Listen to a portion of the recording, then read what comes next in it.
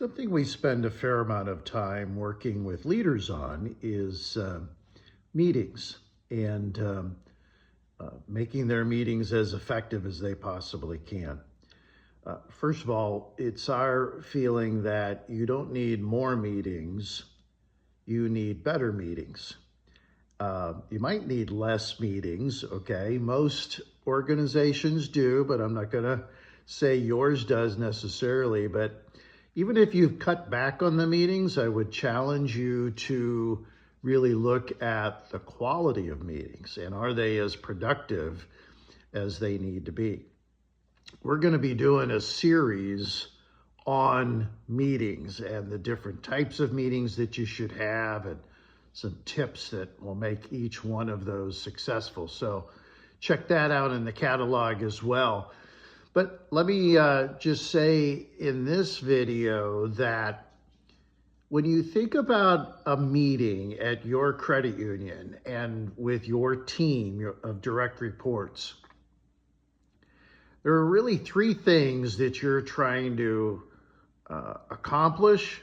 There are three reasons, if you will, for having meetings.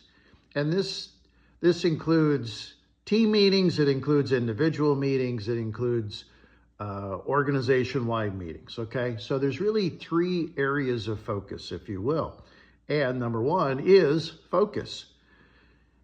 You need to provide to your people crystal clear focus on expectations. Talk about what the desired outcome is. Talk about the definition of success. Talk about the goal, numeric or not, it doesn't matter. Talk about those things. Be clear on this is what we're trying to accomplish. And also the focus pertains to the behaviors that you are going to be expecting, that you're going to be looking for in order to accomplish that desired outcome, that objective, okay? So in some instances, you may have to talk about your tactical plans, your strategic plans, etc.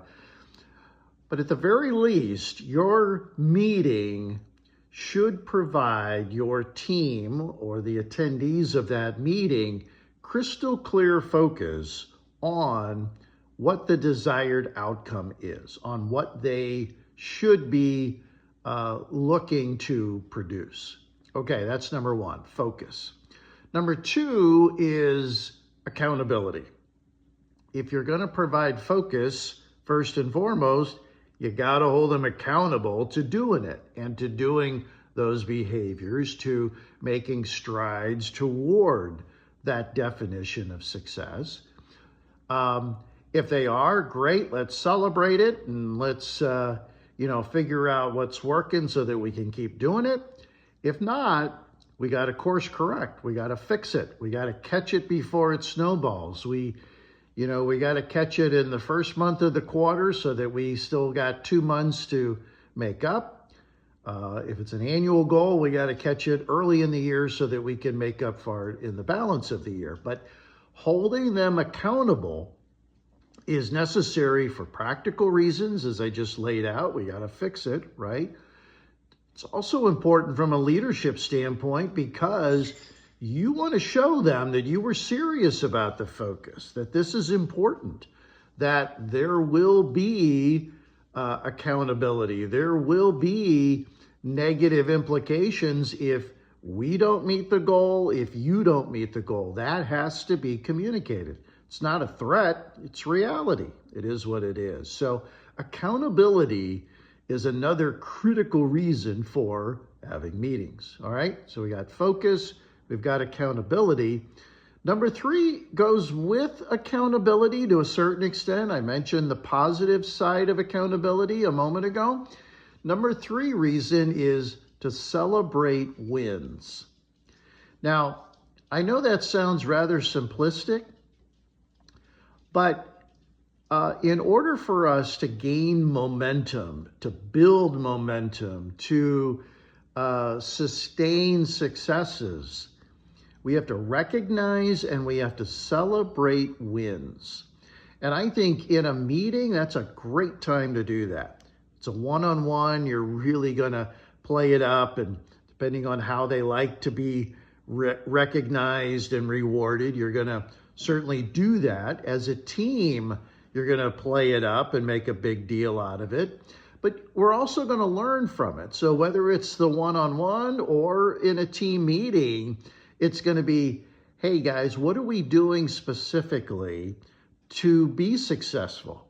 Because we have to continue that and we want to build on that. Now, as a leader, it's part of your obligation or responsibility, I should say, to know what they're doing that's driving the success, but make it a conversation, get their feedback as well. But celebrating wins, even small wins, is a critical reason for doing meetings. All right, so 3 reasons to do it. Number 1, provide crystal clear focus. Number 2, hold your people accountable to delivering as they need to deliver, as you expect them to deliver.